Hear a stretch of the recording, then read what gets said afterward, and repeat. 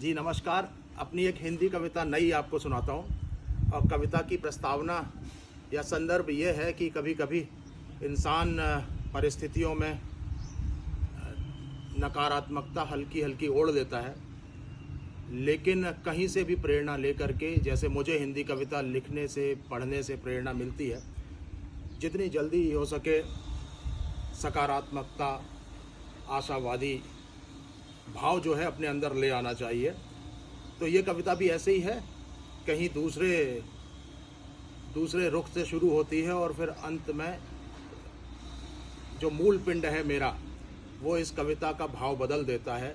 तो कविता ये थी कि दिन ढल गया, हो गई अब शाम है, लौट कर फिर आ गया मकाम है।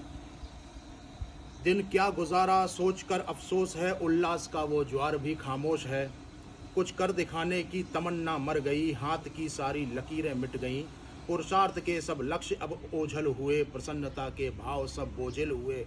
श्रृंगार का संसार भी बेजोश है, पथ प्रदर्शक मित्र रक्षक सब के सब मदहोश है। अब जब ये प्रथम चरण के बाद मुझे कुछ मन को अच्छा नहीं लगा। क्या सहानुभूति चाहिए? कभी नहीं चाहिए। क्या पराजय महसूस हो रही है?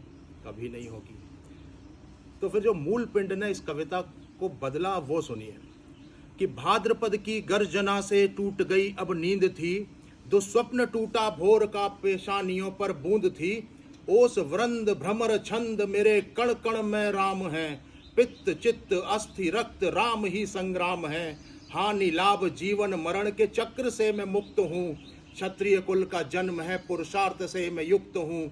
गांडीव धारी पांडु पुत्र के वंश का मैं अंश हूँ, तक्षक के दंश का कलयुगी अपभ्रंश हूँ। सतत उठता ज्वार है अब हृदय से, टूटता तटबंध है अब प्रलय से। धमनियों का वेग है कि ज्वार है, नाड़ियों की चाल है प्रहार है। झकझोरती है चेतना फिर सृजन को, झकझोरती है चेतना फिर सृजन को।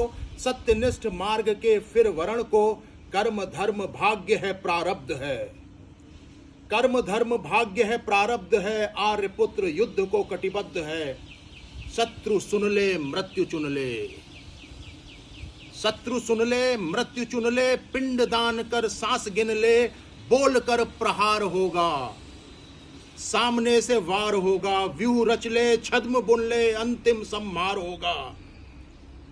मान और सम्मान का ना क्षरण हो, कुल और संपदा का ना हरण हो।